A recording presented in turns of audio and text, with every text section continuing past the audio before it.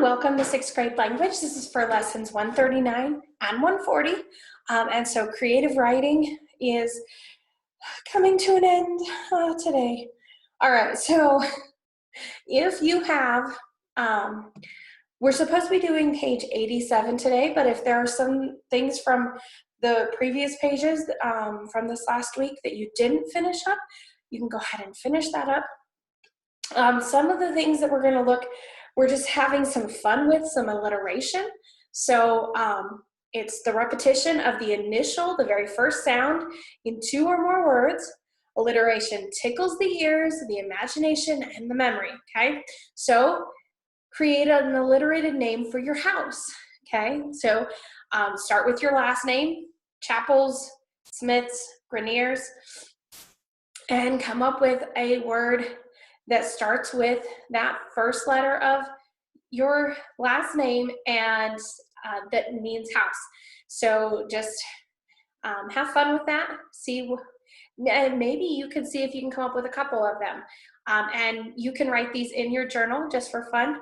The next thing is to create a tongue twister, like Torrance, tortoise, traveled.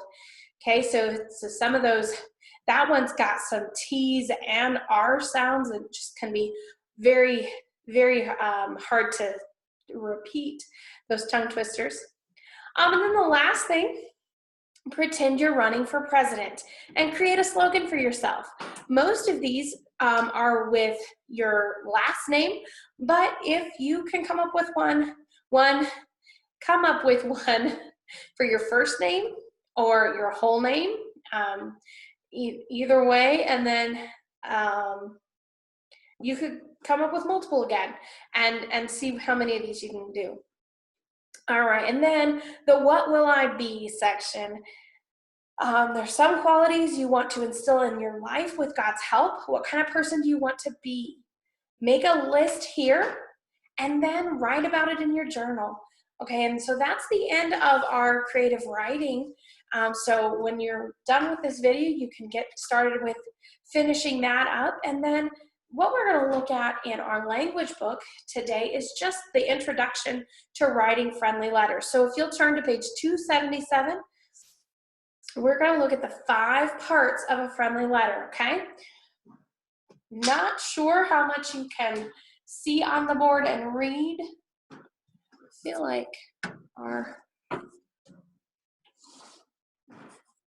is a little.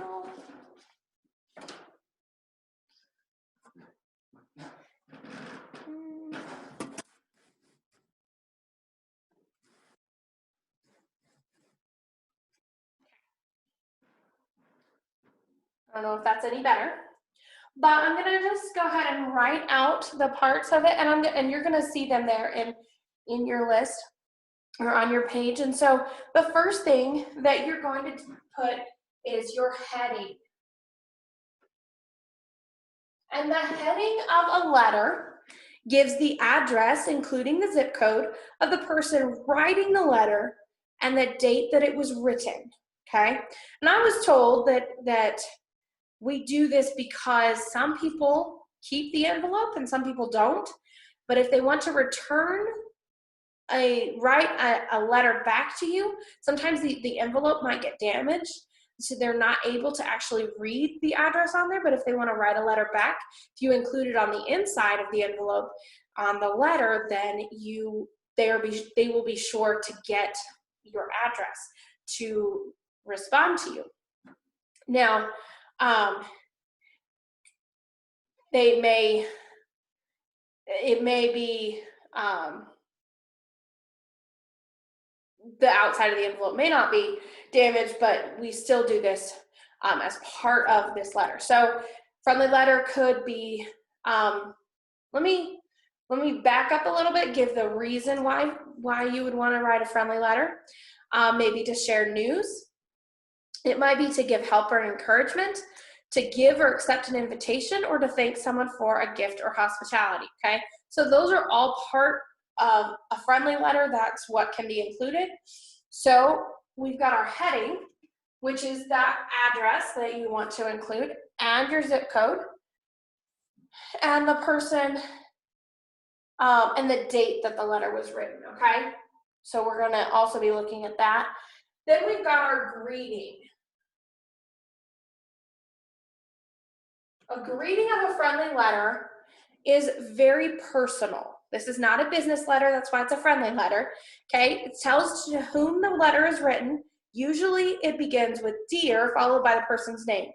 It is not polite to use only the person's name as a greeting, okay? And so saying dear or having some other opening word makes your sentence or your letter more polite. Okay, the body is the letter itself. So everything that you are saying, so and maybe this is to your grandmother. Dear grandmother, I really enjoyed going to your house this weekend. Thank you for playing games with me and feeding me my favorite dinner at your house. Love, Bobby. Okay, that's the, well, I included the last part, but the body is everything that you're telling the person, okay? And then the closing is a polite or affectionate way of saying goodbye. So our closing, and if you're sending this to family, then you could use love. If it is a close friend, you may say something, you may just say from, you could say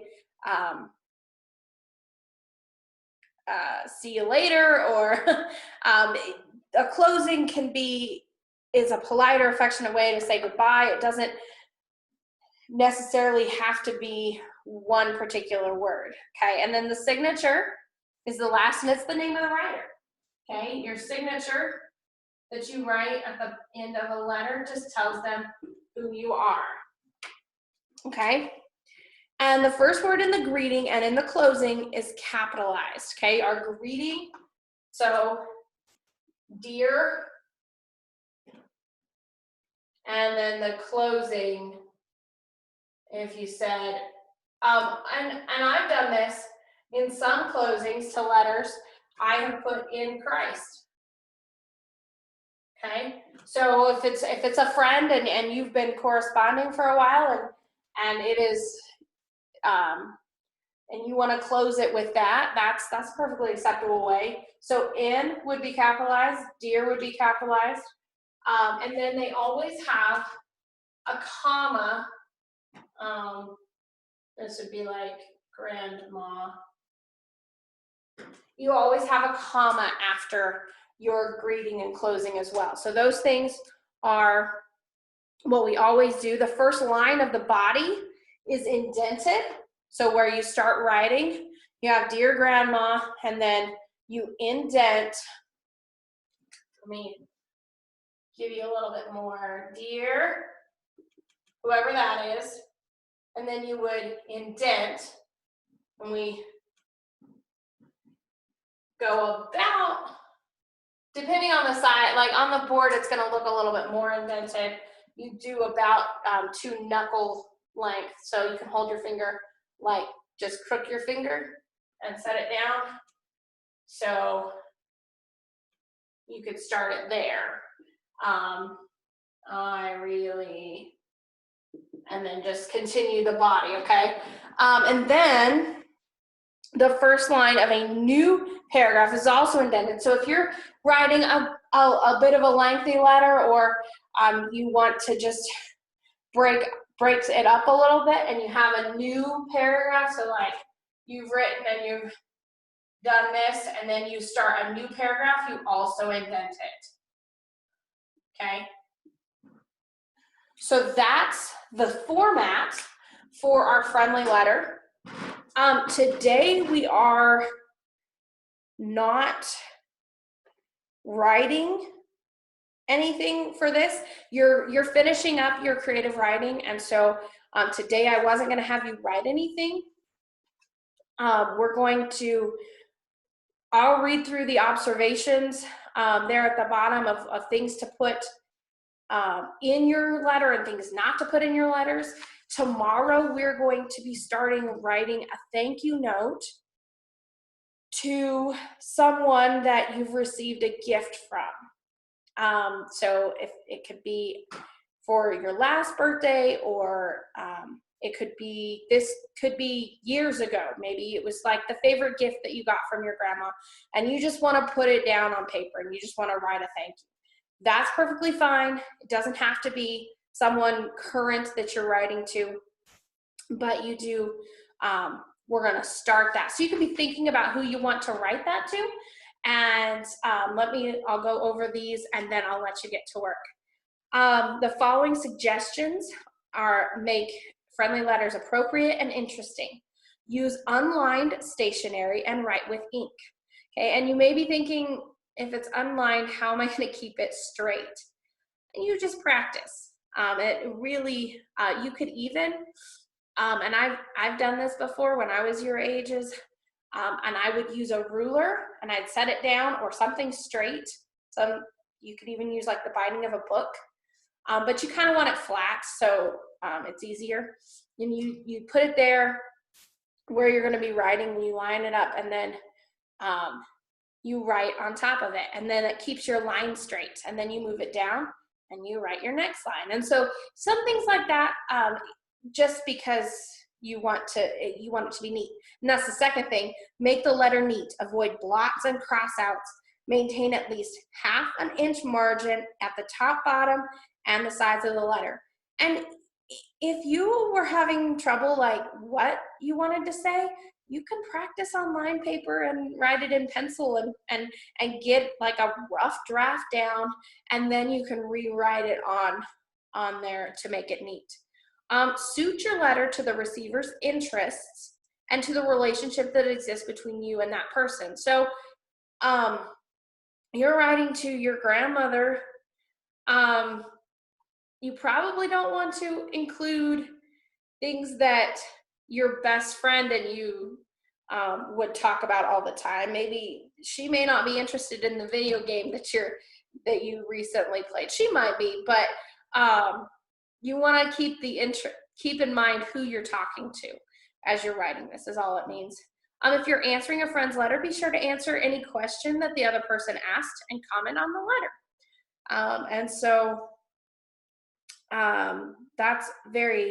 It's always good to answer those questions first.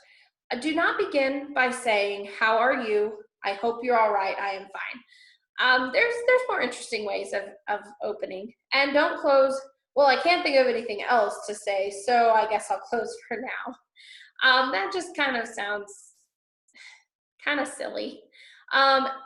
Don't overuse the word "I." Okay, think of other ways to write your sentence, and you don't have to use "I" all the time.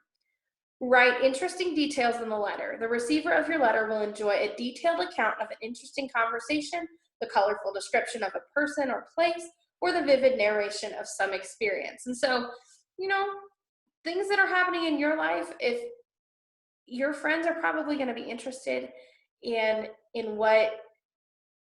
what you're doing and people that you know, but don't just say that my friend Charlie loves dogs and leave it at that. Like, don't just throw out random information.